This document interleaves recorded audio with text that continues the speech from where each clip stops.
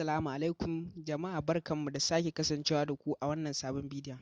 A yau za ku ji cewa Sheikh Malam Aminu Daurawa ya sauka daga muƙaminsa na Hizba sakamakon wasu abubuwa da suke faruwa. Ga dai bidiyon abin da yake cewa.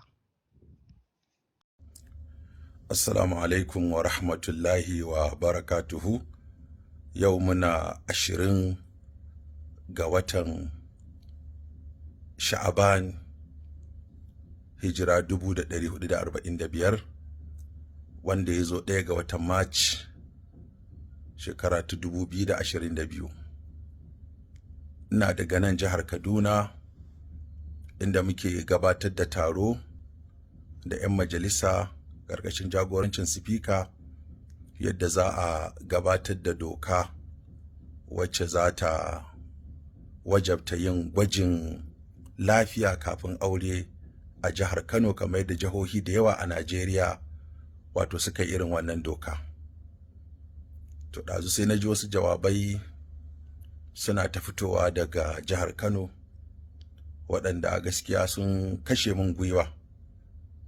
Abinda nake ta na gabatar a Hizba shine gyaran tarbiyya da gyaran hali, kuma na yi iyayi na wajen gayyatar masu gabatar da fina-finai, na yi su, na ba su shawarwari, mun yi maganganu da su da yawa akan yadda za a gyara tarbiyyar al'umma ta yadda ake gabatar da fina-finai wanda suka saba wa al'ada da addini zamantakewarmu.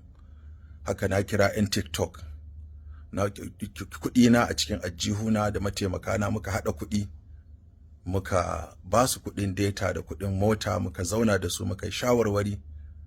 Haka nan kuma na gayyato Murja da 'yan uwanta masu yin TikTok, mun zo mun zauna da su, na ba su shawarwari, na yi musu addu'a, na kuma ba hanyoyi da zan ga cewa sun gyaru, sun nutsu, sun koma cikin hayyacinsu.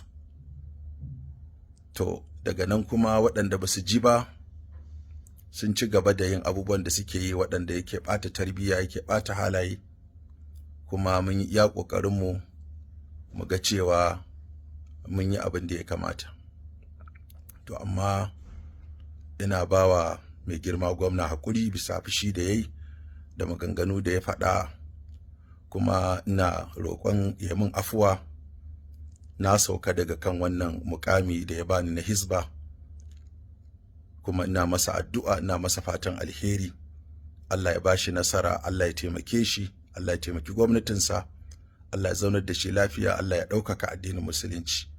Abinda muka yi na daidai Allah ta'ala ya karɓa, inda muka yi kuskure muna fata a yafe mana. Wassalamu alaikum.